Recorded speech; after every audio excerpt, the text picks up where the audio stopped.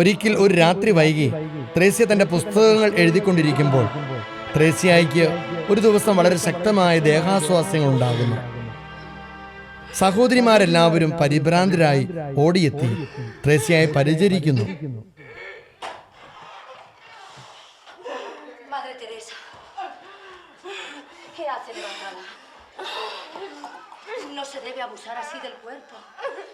Vamos, ayúdame a acostarla.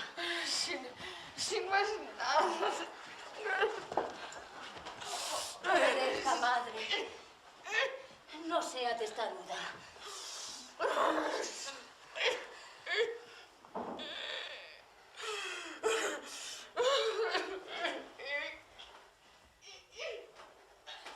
അധികം താമസിക്കാതെ തന്നെ ഇതിന്റെ കാരണം അവർക്ക് മനസ്സിലായി. പുതിയ മറ്റൊരു കോൺവെന്റ് തുടങ്ങാൻ വേണ്ടി കർത്താവിൽ നിന്നുള്ള ഒരടയാളമാണ് ഇത് എന്ന്. ത്രേസ്യ സെവില്യായിൽ എന്ന സ്ഥലത്ത് പുതിയ കോൺവെന്റ് തുടങ്ങാൻ പോകാൻ തീരുമാനിച്ചു. മെയ് 18 പുലർച്ചെ കോൺവെന്റ് ചാപ്ലിൻ ജൂലിയനും ഒരു കർമ്മലീത്ത സഹോദരൻ, ഒരു അൽമായൻ, 7 സിസ്റ്റേഴ്സ് എന്നിവർ 4 കുതിരവണ്ടികളിലായി യാത്ര ആരംഭിച്ചു.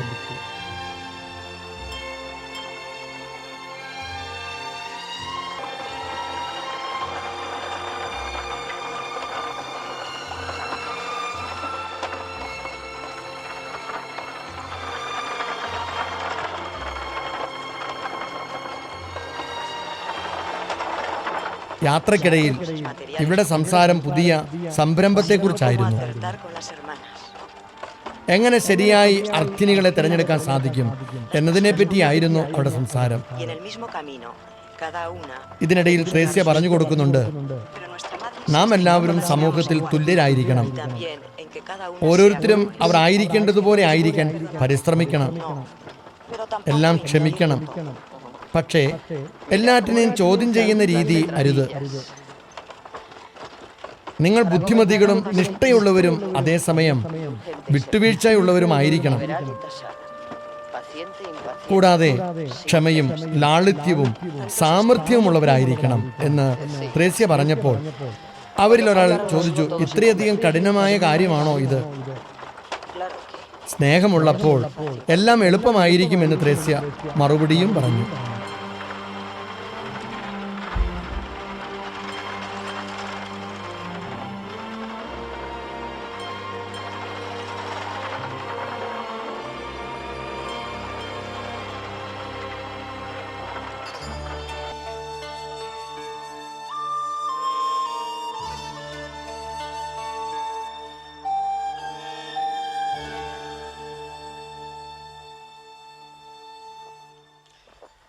Preocupa la Madre Teresa. No le remite la calentura. ¿Cuántas jornadas quedan de camino? Por lo menos 2. Dios nos tenga de su mano por estas tierras. ഇവിടെയാണെങ്കിൽ ഒരു കൂട്ടം ഗുണ്ടകൾ താമസിക്കുന്ന ഒരു സത്രത്തിലാണ് അവർ എത്തിച്ചേർന്നത്. ഇവരുടെ ജീവിതത്തിൽ അവർ കണ്ടിട്ടുള്ളതിൽ വെച്ച് ഏറ്റവും മോശമായ സ്ഥലം. ഈ ഗുണ്ടകൾ മദ്യപിച്ചിട്ടുണ്ടാകണം. അവർ കത്തികൾ പുറത്തെടുത്ത് പരസ്പരം ആക്രമിച്ചു. ഒടുവിൽ പോലീസിനെ ഭയന്ന് അവർ ഓടിപ്പോവുകയും ചെയ്തു. യാത്രക്കിടയിലും പ്രാർത്ഥിക്കാൻ ഇവർ സമയം കണ്ടെത്തിയിരുന്നു.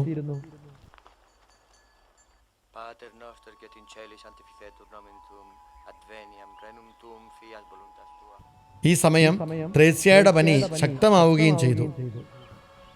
¿Cómo tengo yo de poder sufrir tantos males juntos? Miradlo vos, Dios mío, porque yo ya nada soy capaz de mirar.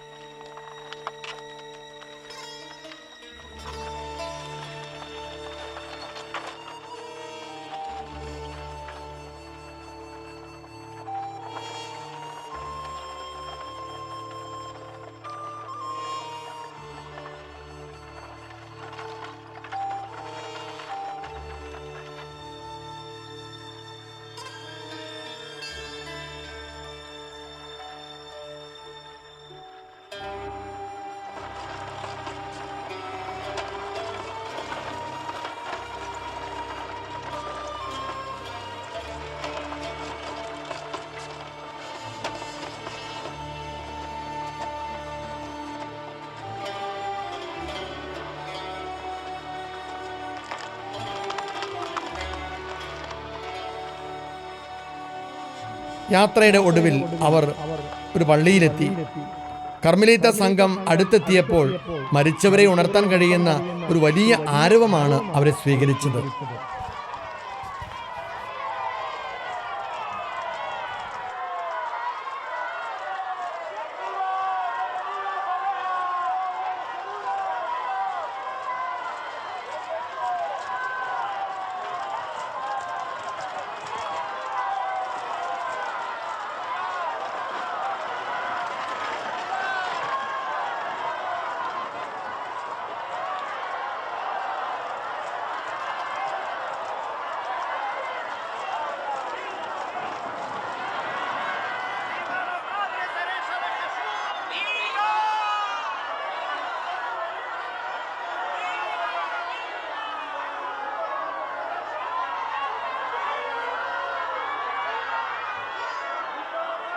ഇതിനോടകം ത്രേസ്യ വളരെയധികം ശാരീരികവും മാനസികമായി ക്ഷീണിതയായി. നല്ലവരായ പട്ടണവാസികൾ പരിശുദ്ധാത്മാവിന്റെ തിരുനാൾ ആഘോഷിക്കുകയായിരുന്നു.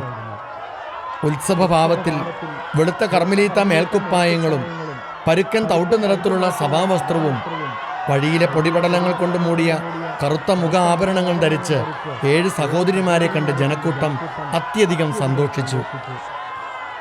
വലിയ ജനക്കൂട്ടത്തിനിടയിൽ കന്യാസ്ത്രീകൾ സമാധാനത്തിനും സ്വസ്ഥതയ്ക്കും വേണ്ടി കൊതിച്ചു. മെയ് 26-ന് തുടർച്ചയായ 9 ദിവസത്തെ യാത്രകൾക്ക് ശേഷം അവർ സെവിലിയയിലെ ഒരു സത്രത്തിൽ എത്തി. പക്ഷേ അവർക്ക് കഴിക്കാൻ ഒന്നും ഉണ്ടായിരുന്നില്ല. ഉപ്പുവെള്ളത്തിൽ സൂക്ഷിച്ചിരുന്ന കുറച്ച് മത്തി ഒഴികെ മറ്റൊന്നുമില്ലായിരുന്നു. ഇത് ഇവരുടെ വിശപ്പ് ഒരു പരിധിവരെ ശമിപ്പിക്കുകയും ദാഹം കുത്തനെ വർദ്ധിപ്പിക്കുകയും ചെയ്തു.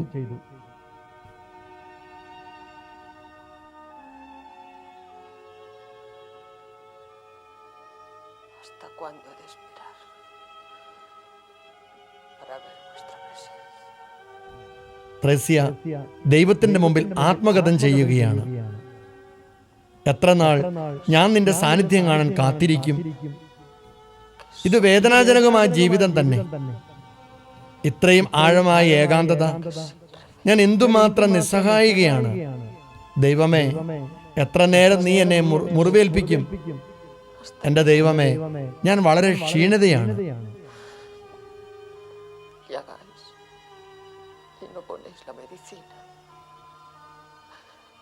Herís y no se ve la llaga. Matáis dejando con más vida. Ay, qué cansada estoy, Dios mío. മനസ്സിന്റെ സങ്കടങ്ങൾ ദൈവത്തോട് കണ്ണുനീരോടെ പങ്കുവെക്കുന്ന ത്രേസ്യയുടെ അടുത്തേക്ക് ഒരു സഹോദരി ഓടി വന്ന് പറയുന്നു, ത്രേസ്യയെ കാണാൻ ഫാദർ ഗ്രേഷ്യൻ വന്നിരിക്കുന്നു എന്ന്. Diga, hija. ¿Se encuentra mal? Sí, sí. Un poco. Es el calor. Alárgueme por caridad aquella botija.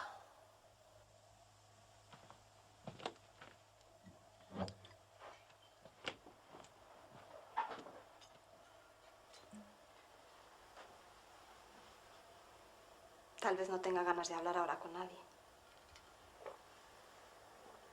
Muchas no. ¿Qué sé yo? Ha venido el visitador de los Descalzos de Andalucía. ¿Cómo? ¿El padre Gracián? Sí, ¿le conoce? No, no, solo por carta.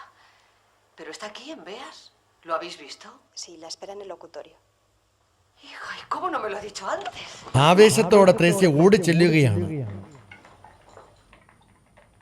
എന്തുമാത്രം ത്രേസ്യ ഇദ്ദേഹത്തെ സ്നേഹിച്ചിരുന്നു എന്നതിന്റെ ആഴം ഇവിടെ കാണാൻ സാധിക്കും. ആരാണ് ഇദ്ദേഹം?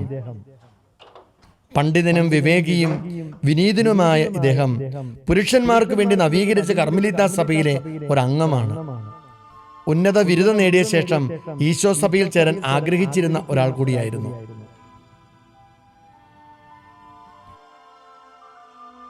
ത്രേസ്യ ഫാദർ ഗ്രേഷ്യനെ കണ്ടപ്പോൾ അദ്ദേഹം വഴി ഇവർക്ക് വരാനിരിക്കുന്ന അനുഗ്രഹങ്ങളെല്ലാം കർത്താവ് ത്രേസ്യയ്ക്ക് കാണിച്ചു കൊടുക്കാൻ തിരുമനസ്സായി. Al fin conozco a la Madre Teresa de Jesús.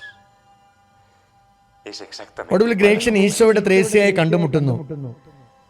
ആനന്ദകരമായ നിമിഷം. Yo, en cambio, വളരെ വൈകാരികമായ സ്നേഹത്തോടെ ത്രേസ്യ പറയുന്നുണ്ട്, qué caprichosa നിങ്ങൾ ഇത്ര ചെറുപ്പമാണെന്ന് ഞാൻ സങ്കല്പിച്ചിരുന്നില്ല എന്ന്. por el tono de sus cartas y ചെറുപ്പമല്ല, എനിക്ക് 28 വയസ്സായി എന്ന് പക്വതയോടെ പറയുന്ന ഫാദർ ഗ്രേഷ്യനെയാണ് നാം ഇവിടെ കാണുന്നത്. tan joven. no soy tan joven. നമുക്ക് സംസാരിക്കാൻ ഒരുപാട് കാര്യങ്ങളുണ്ട് എന്ന് ത്രേസ്യ അച്ഛനോട് പറയുന്നുണ്ട്. 28 años. ഏകദേശം 20 ദിവസം ത്രേസ്യയോടൊപ്പം അവിടെ ഉണ്ടാകുമെന്ന് ഉറപ്പും കൊടുത്തു. Cumplo yo hoy. De haberlo Thresia sabido, la തന്റെ verdad, ആത്മീയ ദാരിദ്ര്യത്തെക്കുറിച്ച് പറയുന്നുണ്ട്. വളരെ കാലമായി ഭക്ഷണം കഴിക്കാത്ത ഒരു രോഗിയെ പോലെയാണ് താൻ. എന്റെ ഹൃദയം തുറക്കാൻ ആരുമില്ലാത്തതിൽ സങ്കടമുണ്ട്. pero hay tiempo ഉപദേശം ലഭിക്കാത്ത ഒരു ദരിദ്രയായ ദുർബല സ്ത്രീയാണ് താൻ. y le dedicaré todos mis ratos libres. പിന്നീട് ത്രേസ്യയും ഫാദർ ഗ്രേഷ്യനും തമ്മിൽ ആത്മീയമായി ഒരുപാട് കാര്യങ്ങളെക്കുറിച്ച് സംസാരിച്ചു. Fue como un relámpago cuando estaba comiendo. Ya otras veces se me había aparecido nuestro Señor Jesucristo, pero nunca como ayer. ¿Y en qué notó la diferencia? En que no venía solo, sino con vuestra paternidad. ¿Conmigo? Sí. Lo vi tan perfectamente como lo estoy viendo ahora, colocado a la derecha de nuestro Señor, y Él en medio de los dos. Me quedé muy suspensa sin entender qué podía significar aquello, pero enseguida tuve la respuesta, porque su divina majestad tomó una mano de cada uno y las juntó. A este quiero que tomes en mi lugar para toda la vida, me dijo, que ambos habéis de conformaros en todo, porque conviene que así sea. No pude dudar que era cosa de Dios, aunque en el momento que le conocí, supe que era Él quien me lo había enviado.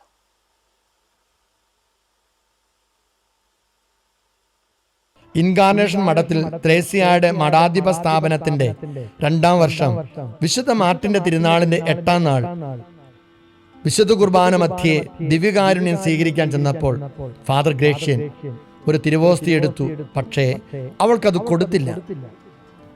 ആശാനിഗ്രഹത്തിന് ഒരു സന്ദർഭം കൊടുക്കാനാണ് അങ്ങനെ ചെയ്തതെന്ന് പിന്നീട് ത്രേസ്യ പറയുന്നുണ്ട്.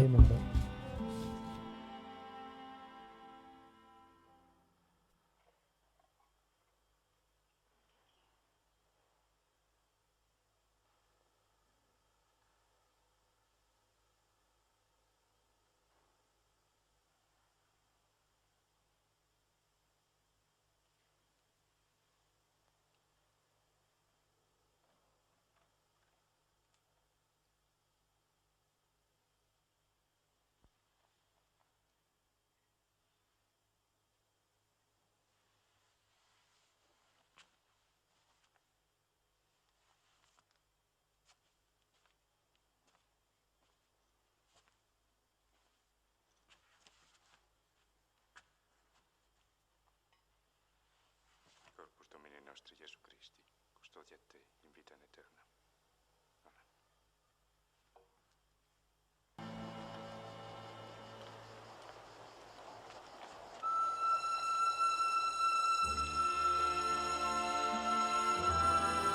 ദൈവഹിതപ്രകാരം തുടങ്ങുന്ന സന്യാസ ഭവനത്തിന് പ്രത്യേക ലക്ഷ്യങ്ങളും ഉത്തരവാദിത്തങ്ങളുമുണ്ട്. ഈ സന്യാസ സമൂഹം എല്ലാവർക്കും കടന്നുകൂടി ജീവിക്കാവുന്ന ഒരിടമല്ല. മാത്രമല്ല, ഇപ്രകാരമുള്ള സന്യാസ സമൂഹങ്ങൾ സ്ഥാപിക്കുന്നതിൻ്റെ ശാരീരികവും മാനസികവുമായ ബുദ്ധിമുട്ടുകൾ ത്രേസ്യ തൻ്റെ ജീവിതത്തിലൂടെ നമുക്ക് കാണിച്ചു തരുന്നുണ്ട്. ഓരോ സന്യാസ സമൂഹവും ഒരു തട്ടിക്കൂട്ട് പ്രസ്ഥാനങ്ങളല്ല. അതിൻ്റെ പിറകിൽ സഭാസ്ഥാപകരുടെ ആത്മത്യാഗത്തിൻ്റെയും പ്രാർത്ഥനയുടെയും ആത്മീയവും ശാരീരികവുമായ വലിയ കഷ്ടപ്പാടിൻ്റെ ഒരു വിലയുണ്ട് എന്ന സത്യം നമ്മുടെ ഓർമ്മയിൽ സൂക്ഷിക്കണം. മാത്രമല്ല, ദൈവിക പദ്ധതിയുമായി മുന്നോട്ട് പോകുമ്പോൾ നമ്മുടെ വേദനകളിൽ, സംശയങ്ങളിൽ, നമ്മുടെ നൊമ്പരങ്ങളിൽ നമ്മെ സഹായിക്കാൻ നല്ല ആത്മാർത്ഥ സുഹൃത്തുക്കളെയും സഹപ്രവർത്തകരെയും ദൈവം തരുമെന്ന് യാതൊരു സംശയവുമില്ല.